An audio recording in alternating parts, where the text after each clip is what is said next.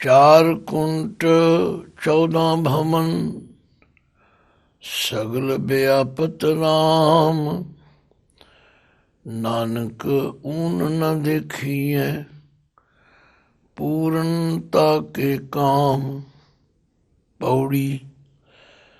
14 चार कुंड प्रभ आप, सगल भवन पूर्ण प्रताप। दसे दिशा रवया प्रभ एक, तरन आकाश सब में प्रभ पेख। जल थल बन पर्वत पाताल, परमेश्वर तहाँ बसै दयाल। सूक्ष्म अस्थूल सगल भगवान, नानक गुरमुख ब्रह्म पछान। वाहिगुरु जी का खालसा, वाहिगुरु जी की फतेह। ਸਮੁੱਚੀ ਬਾਣੀ ਦੀ ਵਿਚਾਰ ਦਾ ਤਤ ਸਾਰ ਨਿਚੋੜ ਇਹ ਹੈ ਕਿ ਪਰਮਾਤਮਾ ਇੱਕ ਹੈ ਔਰ ਇੱਕ ਹੀ ਸਰਵ ਵਿਆਪਕ ਹੈ। ਕਿਉਂਕਿ ਅਸੀਂ ਦੇਖਦੇ ਹਾਂ ਕਿ ਸਾਡੇ ਨਿਕਟਵਰਤੀ ਸਨਾਤਨ ਧਰਮ, ਜਿਸ ਨੂੰ ਹਿੰਦੂ ਧਰਮ ਵੀ ਕਿਹਾ ਜਾਂਦਾ ਹੈ, ਉਹਨਾਂ ਵਿੱਚ ਬਹੁਤ ਦੇਵੀ ਪੂਜਾ ਹੈ। 33 ਕਰੋੜ ਦੇਵਤੇ ਮੰਨ ਲਏ, ਉਹਨਾਂ ਸਾਰਿਆਂ ਦੀ ਵੱਖ-ਵੱਖ ਪੂਜਾ ਹੈ। ਸਾਨੂੰ ਕੋਈ ਇਤਰਾਜ਼ ਨਹੀਂ, ਭਾਵੇਂ ਕੋਈ ਇਸ ਤੋਂ ਵੀ ਵੱਧ ਦੇਵਤਿਆਂ ਨੂੰ ਮੰਨੇ, ਪਰ ਇਹਦੇ ਨਾਲ ਇੱਕ ਭਟਕਣਾ ਜ਼ਰੂਰ ਪੈਦਾ ਹੁੰਦੀ। ਪੰਜਾਬੀ ਦਾ ਇੱਕ ਮੁਹਾਵਰਾ ਹੈ ਕਿ ਕਈ ਘਰਾਂ ਦਾ ਜਿਹੜਾ ਪ੍ਰਾਹੁਣਾ ਹੈ ਉਹ ਭੁੱਖਾ ਰਹਿੰਦਾ। ਉਹ ਸਮਝਦੇ ਨੇ ਕਿ ਉਧਰੋਂ ਰੋਟੀ ਖਾ ਆਵੇਗਾ, ਦੂਜੇ ਸਮਝਦੇ ਨੇ ਉਧਰੋਂ ਰੋਟੀ ਖਾਵੇ, ਤੇ ਰਹਿੰਦਾ ਉਹ ਭੁੱਖਾ ਹੀ ਹੈ। ਗੁਰਬਾਣੀ ਨੇ ਇਹ ਤੱਤ ਦਿੱਤਾ ਹੈ ਸਾਨੂੰ, ਤਥਾ ਗੁਰੂ ਨਾਨਕ ਦੇਵ ਜੀ ਦੇ ਮਿਸ਼ਨ ਦਾ ਇਹ ਨਿਚੋੜ ਹੈ। ਭਾਈ ਪਰਮਾਤਮਾ ਇੱਕ ਹੈ, ਤੇ ਇੱਕ ਦੀ ਉਪਾਸਨਾ ਕਰੋਗੇ, ਇੱਕ ਦਾ ਪੱਲਾ ਫੜੋਗੇ, ਪਾਰ ਲੰਘ ਜਾਓਗੇ। ਜੇ ਕਈਆਂ ਦੀ ਉਪਾਸਨਾ ਤੇ ਪੂਜਾ ਵਿੱਚ ਲੱਗੇ ਰਹੋਗੇ, ਸਾਰਿਆਂ ਨੂੰ ਤਾਂ ਤੁਸੀਂ ਰਾਜੀ ਕਰ ਨਹੀਂ ਸਕਦੇ। ਤੋ ਇਹਦੇ ਉੱਤੇ ਕਿਤਨੀ ਵੀ ਵਿਚਾਰ ਵਿਆਖਿਆ ਕੀਤੀ ਜਾਏ ਥੋੜ੍ਹੀ ਹੈ। ਪਤਾ ਸਭ ਨੂੰ ਹੈ, ਗੁਰਮਤਿ ਅਨੁਸਾਰ ਗੁਰਬਾਣੀ ਨੇ ਇੱਕ ਐਸਾ ਰਸਤਾ ਸਾਨੂੰ ਦਿੱਤਾ ਹੈ ਜਿਸ ਨੂੰ ਆਪਾਂ GT ਰੋਡ ਕਹਿ ਸਕਦੇ ਹਾਂ, ਗ੍ਰੈਂਡ ਟਰੱਕ ਰੋਡ ਕਹਿ ਸਕਦੇ ਹਾਂ, ਵੱਡੀ ਸੜਕ। ਇਹ ਮੰਨਿਆ ਜਾ ਸਕਦਾ ਕਿ ਉਹਦੇ ਵਿੱਚੋਂ ਕਈ ਸੜਕਾਂ ਨਿਕਲਦੀਆਂ ਨੇ, ਪਰ ਮੇਨ ਸੜਕ ਜਿਹੜੀ ਹੈ ਉਹ ਸੜਕ ਹੈ ਜਿਹਦੇ ਉੱਤੇ ਤੁਰਿਆ ਸਾਨੂੰ ਕੋਈ ਭਟਕਣਾ ਨਹੀਂ। ਜਿਵੇਂ ਕਹਿੰਦੇ ਵੀ ਨੱਕ ਦੀ ਸਿੱਧੇ ਚਲੇ ਜਾਓ। ਸੱਚਮੁੱਚ ਇਸੇ ਤਰ੍ਹਾਂ ਗੁਰਬਾਣੀ ਨੇ ਇਹ ਨਿਰਣਾ ਕਰ ਦਿੱਤਾ ਕਿ 4 ਕੁੰਟ 14 ਭਵਨ। 4 ਕੁੰਟ, 4 ਦੇ ਰਾਰੇ ਨੂੰ ਸਿਆਰੀ ਹੈ, ਜਿਹਦਾ ਮਤਲਬ ਹੈ 4 ਕੁੰਟਾਂ ਵਿੱਚ। ਕੁੰਟ ਦਾ ਮਤਲਬ ਹੈ ਦਿਸ਼ਾ। ਉੱਤਰ, ਦੱਖਣ, ਪੂਰਬ, ਪੱਛਮ, ਇਹ 4 ਦਿਸ਼ਾ ਹਨ। 14 ਭਵਨ, 14 ਭਵਨ ਮੰਨੇ ਜਾਂਦੇ ਹਨ, ਜਿਹਦੇ ਵਿੱਚ ਕੋਈ ਪਤਾਲ ਲੋਕ, ਆਕਾਸ਼ ਲੋਕ, ਕਈ ਗਿਣਤੀਆਂ ਕਰਕੇ ਲੋਕ ਦੱਸਦੇ ਨੇ। ਇਹ ਸਿਰਫ ਵਰਣਨ ਹੈ, ਸੰਕੇਤਕ। ਗੁਰਬਾਣੀ ਇਸ ਬਹਿਸ ਵਿੱਚ ਨਹੀਂ ਪੈਂਦੀ ਕਿ ਕਿਹੜੇ ਕਿਹੜੇ ਹਨ, ਕਿਤਨੇ ਹਨ, ਨਹੀਂ। ਇੱਕ ਵਰਣਨ ਹੈ ਜਿਹੜਾ ਆਮ ਤੌਰ 'ਤੇ ਅਸੀਂ ਧਰਮ ਗ੍ਰੰਥਾਂ ਵਿੱਚ ਧਰਮ ਪੁਰਸ਼ਾਂ ਕੋਲੋਂ ਸੁਣਦੇ ਹਾਂ। ਮਹਾਰਾਜ ਨੇ ਫੈਸਲਾ ਦਿੱਤਾ ਹੈ ਕਿ 4 ਕੁੰਟ 14 ਭਵਨ, 4 ਕੁੰਟਾਂ ਵਿੱਚ ਤੇ 14 ਭਵਨਾਂ ਵਿੱਚ ਸਗਲ ਵਿਆਪਤ ਰਾਮ, ਸਾਰੀ ਜਗ੍ਹਾ ਤੇ ਉਹ ਰਾਮ ਵਿਆਪਤ ਹੈ, ਵਿਆਪਕ ਹੈ। ਰਾਮ ਦਾ ਮਤਲਬ ਇਹ ਹੈ ਜੋ ਰਮਿਆ ਹੋਇਆ। ਹੁਣ ਅਸੀਂ ਦੇਖਦੇ ਹਾਂ ਕਿ ਕੁਝ ਲੋਕ ਐਸੇ ਨੇ, ਕਾਹੂ ਲਖਿਓ ਹਰ ਅਵਾਚੀ ਦਿਸ਼ਾ ਮੈਂ, ਕਾਹੂ ਪਛਾਹਾਂ ਕੋ ਸੀਸ ਨਿਵਾਇਓ। ਕੁਝ ਕਹਿੰਦੇ ਨੇ ਪਰਮਾਤਮਾ ਚੜ੍ਹਦੇ ਵਾਲੇ ਪਾਸੇ, ਕੋਈ ਕਹਿੰਦੇ ਨੇ ਪਰਮਾਤਮਾ ਲਹਿੰਦੇ ਵਾਲੇ ਪਾਸੇ। ਇਹ ਮਤਭੇਦ ਦੋਵਾਂ ਨੂੰ ਵੱਖਰਾ ਕਰ ਦਿੰਦਾ। ਪਰ ਗੁਰਮਤਿ ਕਹਿੰਦੀ ਨਹੀਂ, ਸਗਲ ਵਿਆਪਤ ਰਾਮ। ਸਿੱਖ ਧਰਮ ਦੇ ਮੋਢੀ ਗੁਰੂ ਨਾਨਕ ਦੇਵ ਪਾਤਸ਼ਾਹ ਜੀ ਬਾਰੇ ਪ੍ਰਸਿੱਧ ਹੈ ਕਿ ਉਹ ਮੱਕੇ ਗਏ। ਮੱਕੇ ਵਿੱਚ ਉਹ ਕਾਬੇ ਵੱਲ ਲੱਤਾਂ ਕਰਕੇ, ਪੈਰ ਕਰਕੇ ਲੇਟ ਗਏ, ਬਿਰਾਜ ਗਏ, ਸੌਂ ਗਏ। ਉੱਥੇ ਦੇ ਮੁੱਖ ਮਜਾਵਰ ਨੇ, ਸੇਵਾ ਕਰਨ ਵਾਲੇ ਨੇ ਦੇਖਿਆ, ਬੜੇ ਕ੍ਰੋਧ ਵਿੱਚ ਆਇਆ। ਆਖਿਆ ਤੂੰ ਕੌਣ ਹੈ ਜਿਸ ਨੇ ਖੁਦਾ ਦੇ ਘਰ ਵੱਲ ਲੱਤਾਂ ਕੀਤੀਆਂ?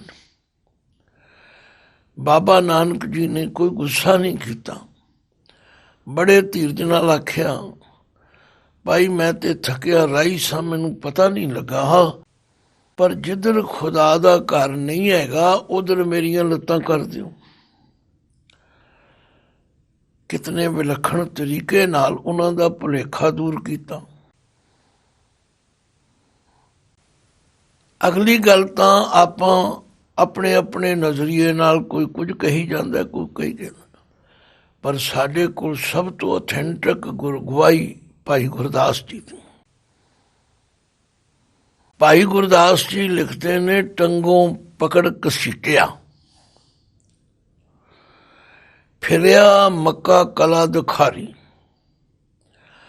ਜਿੱਧਰ ਜਿੱਧਰ ਉਸ ਮਜੌਰ ਨੇ ਗੁਰੂ ਨਾਨਕ ਪਾਤਸ਼ਾਹ ਜੀ ਦੇ ਚਰਨ ਕੀਤੇ, ਮੱਕਾ ਉਧਰ ਹੀ ਹੋ ਗਿਆ। ਗੱਲ ਕੀ ਉਹਨਾਂ ਲੋਕਾਂ ਨੂੰ ਸਮਝਾਉਣਾ ਸੀ, ਭੁਲੇਖਾ ਦੂਰ ਕਰਨਾ ਸੀ ਕਿ ਐਸੀ ਕੋਈ ਦਸ਼ਾ ਨਹੀਂ, ਐਸੀ ਕੋਈ ਕੁੰਟ ਨਹੀਂ ਜਿਸ ਪਾਸੇ ਖੁਦਾ ਨਹੀਂ ਹੈ।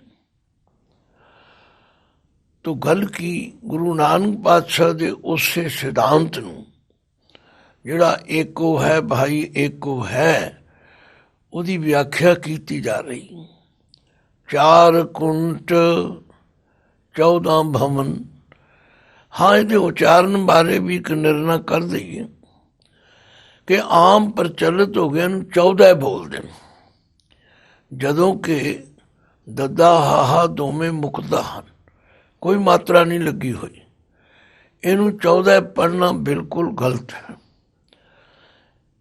ਗਿਣਤੀ ਵਿੱਚ ਵੀ ਅਸੀਂ ਜਦੋਂ 1 2 3 4 5 6 7 8 9 10 11 12 13 14 ਕਹਿੰਦੇ, 14 ਨਹੀਂ ਕਹਿੰਦੇ।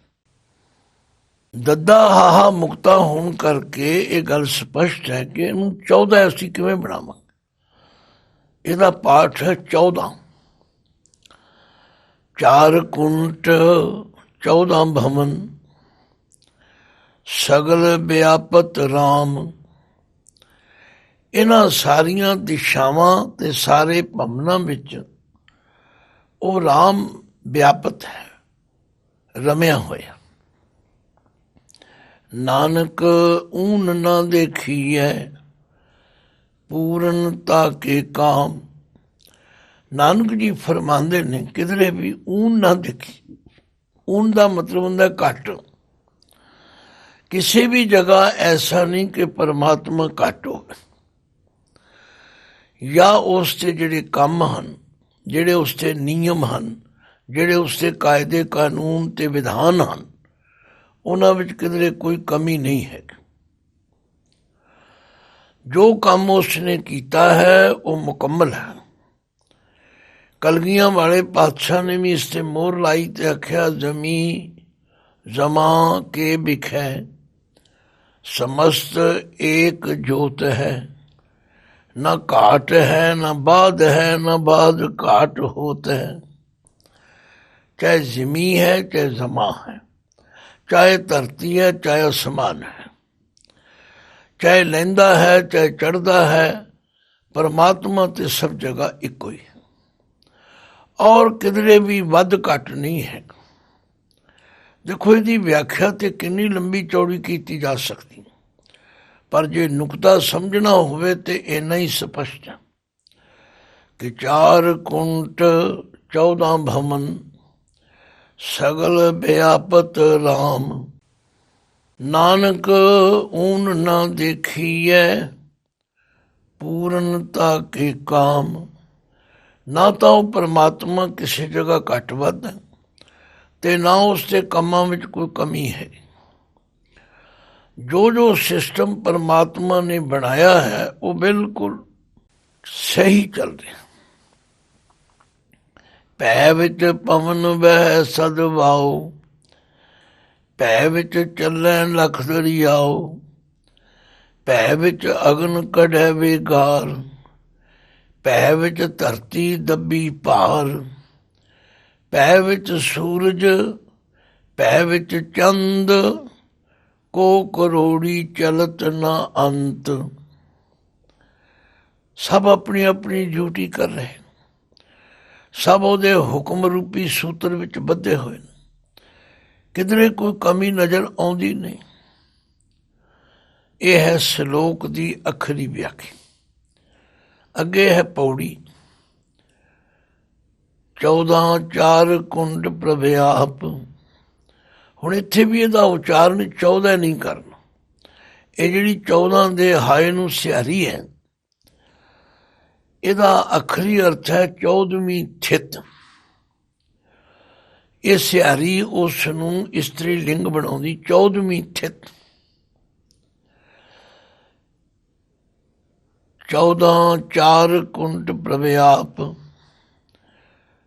14ਵੀਂ ਥਿਤ ਤੋਂ ਇਹ ਸਿੱਖਿਆ ਮਿਲਦੀ ਹੈ ਕਿ 4 ਕੁੰਟ ਪ੍ਰਭ ਆਪ, 4 ਕੁੰਟਾਂ ਵਿੱਚ ਪਰਮਾਤਮਾ ਆਪ ਵਰਤੇ। ਸਗਲ ਭਵਨ ਪੂਰਨ ਪ੍ਰਤਾਪ। ਹਰ ਭਵਨ ਵਿੱਚ, ਹਰ ਲੋਕ ਵਿੱਚ ਉਹਦਾ ਪੂਰਨ ਪ੍ਰਤਾਪ ਪ੍ਰਗਟ ਹੋ ਰਿਹਾ।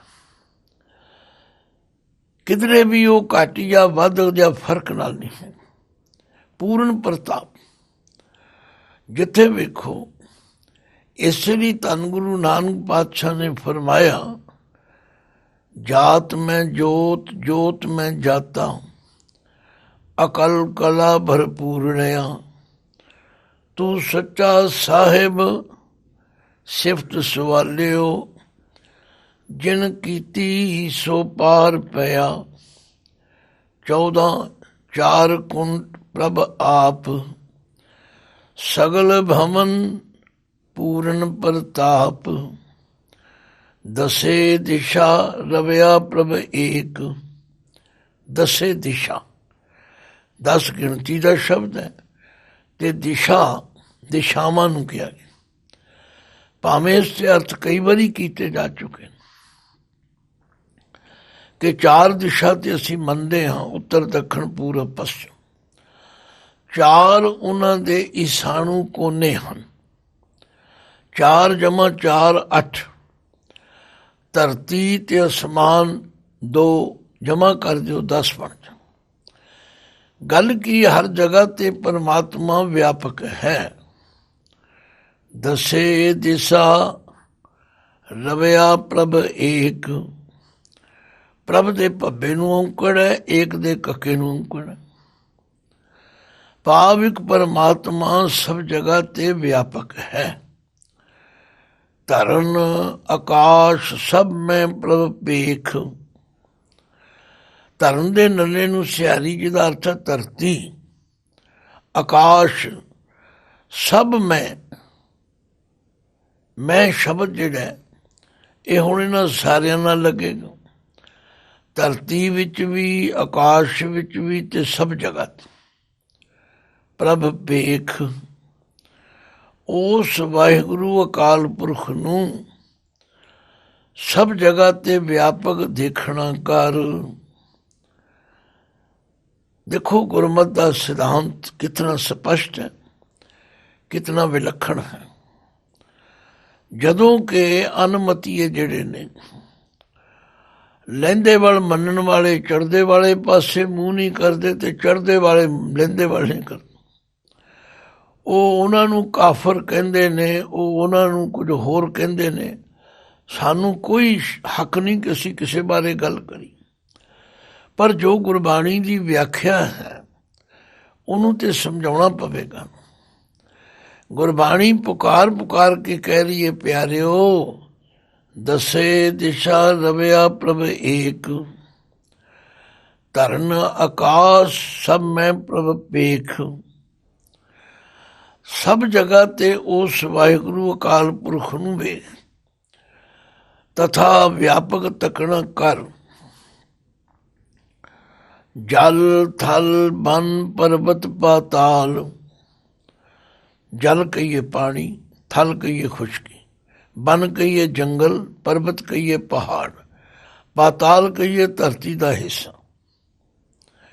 ਧਰਤੀ ਦਾ ਉਹ ਹੇਠਲਾ ਹਿੱਸਾ ਜਿਹਦੇ ਆਸਰੇ ਧਰਤੀ ਖੜੀ, ਉਹਨੂੰ ਪਾਤਾਲ ਕਹਿੰਦੇ।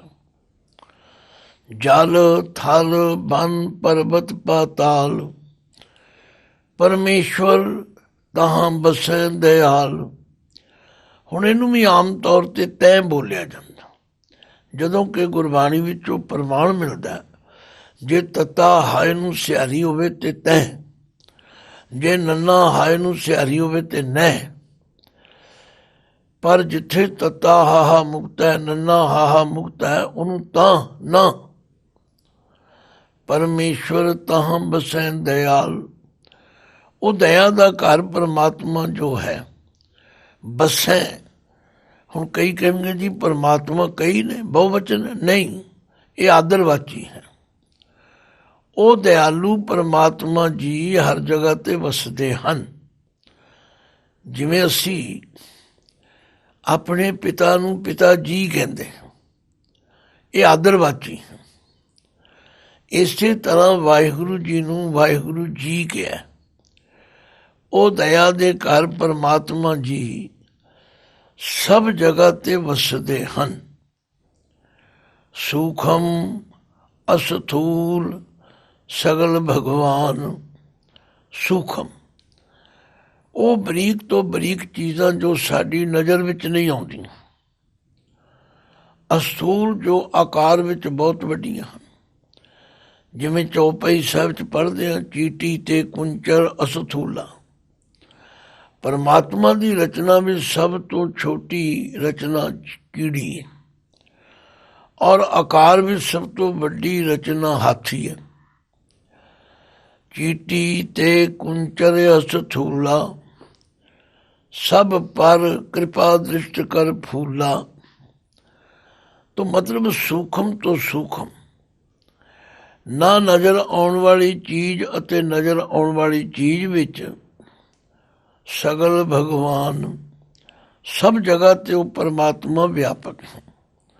नानक गुरमुख ब्रह्म पछान। नानक जी फरमांदे ने, जेड़े मनुख, जेड़े भागशाली इंसान गुरु दे दसे राह ते चलते ने, उन्हां नूं ब्रह्म की पछाण हो जाती है। ते जिन्हां नूं ब्रह्म की पछाण हो जाती है, वो फिर कहते ने, लोगा भरम ना भूलो भाई, खालक खलक खलक में खालक, पूर रहो सब ठाई। हे लोको, भरम का शिकार ना हो। खालक खलकत बनाने वाला, खलक जो उसकी बनाई हुई, ਇਹ ਦੋਵੇਂ ਵੱਖ-ਵੱਖ ਨਹੀਂ ਹੈਗੇ। ਖਾਲਕ ਖਲਕ, खलक में खालक, पूर्ण हो सर्ब ठाई। बस फर्क इतना है कि माटी एक अनेक भांत कर, साजी साजन हारे। ना कछ पोच माटी के भांडे, ना कछ पोच कुम्हारे। सब में एको सच्चा सोई। तो गल की इस श्लोक ਅਤੇ पौड़ी की विचार का निचोड़ ही निकलिया कि ऐसी कोई जगह नहीं जिथे परमात्मा नहीं है। एक रूप सगलो पासारा। वो परमात्मा एक हुंदियां होया भी अनेक है। रोज आप शब्द पढ़ते हैं, खेल खेल अखेल खेलन अंत को फिर एक। वो परमात्मा आप ही सारी खेड खेड के फिर इस खेड नूं खत्म कर दिंदा ते कल्ला ही रह जांदा। जिवें बाजीगर डंक बजाई, सब खलक तमाशे आई। बाजीगर स्वांग सकेला, अपने रंग रवै अकेला। कथनी कह भरम न जाई, सब कथ कथ रही लुकाई। तो गुरबाणी ने उस सिद्धांत नूं चंगी तरह दृढ़ कराउण दी किरपा कीती है कि 4 कुंट 14 भवन, सगल व्यापत राम। नानक ऊन न देखिए, पूर्णता के काम। पौड़ी 14 4 कुंड प्रभ आप, सगल भवन पूर्ण प्रताप। दसे दिशा रव्या प्रभ एक, धरन आकाश सब में प्रपेख। जल थल बन पर्वत पाताल, परमेश्वर तहाँ बसे दयाल। सूक्ष्म स्थूल सगल भगवान, नानक गुरमुख ब्रह्म पछान। वाहिगुरु जी का खालसा, वाहिगुरु जी की फतेह।